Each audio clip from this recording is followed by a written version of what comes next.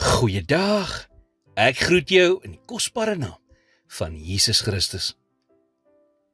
Johannes 21 vers 4 tot 7 sê, en toe dit al dag geword het, staan Jesus op die strand, maar die disippels het nie geweet dat dit Jesus was nie. En Jesus sê vir hulle, my kinders, het julle nie iets om te eet nie? Hulle antwoord hom, nee. En hy sê vir hulle, gooi die net aan die regterkant van die skei en julle sal kry. Hulle toe gegooi en deur die menigte van visse was hulle nie meer in staat om dit te trek nie. Daarop sê die disipel, die een vir wie Jesus liefgehad het, aan Petrus, dit is die Here.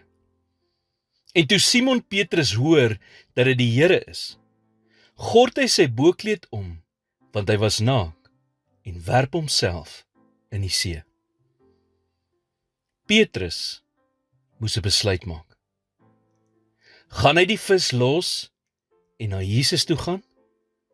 Of gaan hy op die boot bly en dit geniet waarvoor hy hard gewerk het?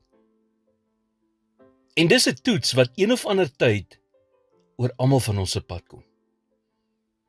Wanneer ons net te vol is en dinge goed gaan, bly ek die Here kies, of skuif ek hom eenkant toe, tot ek hom weer nodig het, as dinge dalk draai, en dit weer sleg gaan. Paulus sê in Filippense 3 vers 7 tot 8, maar wat vir my wins was, dit het ek om Christus wil skade geag.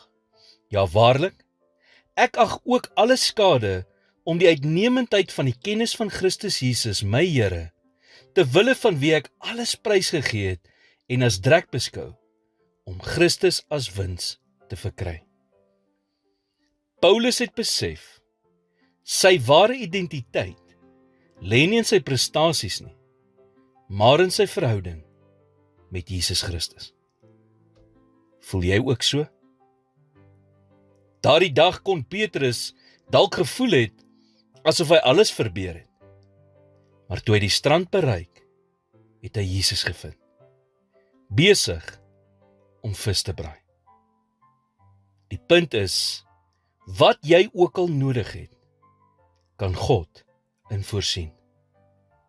En wat jy ook al prysgee, te wille van sy naam, sal hy vir jou teruggee. Here, vandag kom gee ek myself opnuut oor aan U. Help my om altyd oorboord te gaan vir U